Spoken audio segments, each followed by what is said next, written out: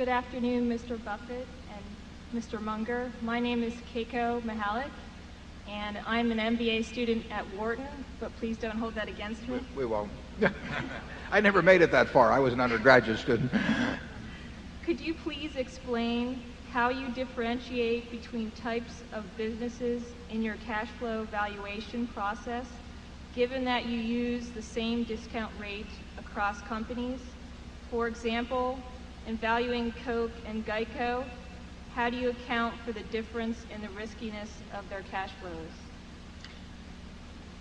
We don't worry about risk in the traditional, the way you're taught actually at Wharton. But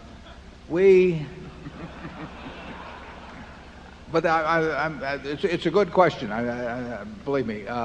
But if we could see the future of every business perfectly, it wouldn't make any difference whether the money came from running streetcars or from selling software, because all the cash that came out, which is all we're measuring between now and Judgment Day, would spend the same to us. The industry that it's earned in means nothing except to the extent that it may tell you something about the ability to develop the cash, but it doesn't tell you, it has no meaning on the quality of the cash once it becomes distributable. We look at riskiness essentially as being sort of a go, no-go valve in terms of looking at the future of businesses. In other words, if we think we simply don't know what's going to happen in the future, that doesn't mean it's necessarily risky. It just means we don't know. It means it's risky for us. It may not be risky for someone else who understands the business. In that case, we just give up. We don't try to predict those things. And we don't say, well, we don't know what's going to happen, so therefore we'll discount it at 9% instead of 7%, some number that we don't even know. That is not our way to approach it.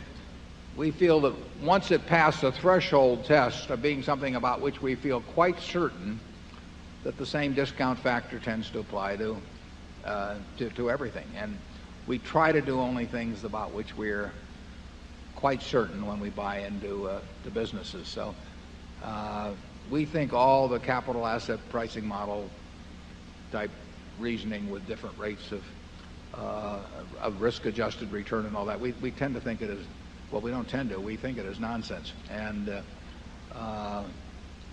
but we do think it's also nonsense to get into situations or to try and evaluate situations where we don't have any conviction to speak of as to what the future is going to look like. And we don't think you can compensate for that by having a higher discount rate and saying it's riskier so that I don't really know what's going to happen, I'll have a higher discount rate. That just is not our way of approaching things. Charlie? Yeah, this great emphasis on volatility in corporate finance, we just regard as nonsense. Put it this way. As long as the odds are in our favor, and we're not risking the whole company on one throw or anything close to it, we don't mind volatility in results. What we want is the favorable odds.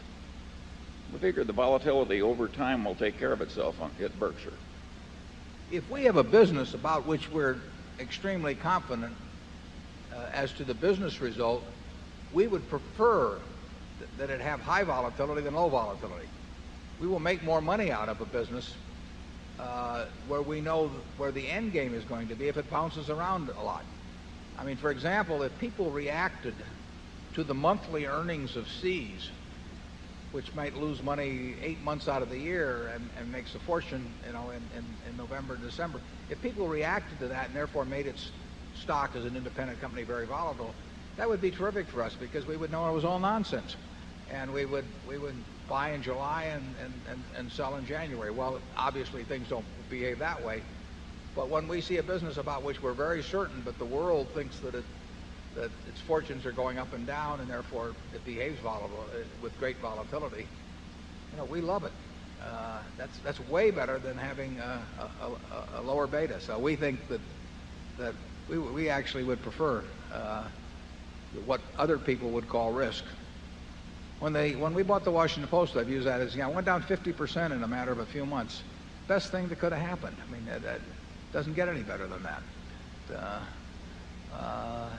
business was fundamentally very non-volatile in nature. I mean, TV stations and a strong dominant newspaper, that's a non-volatile business, but it was a volatile stock. And that is a great combination from our standpoint. Area 8.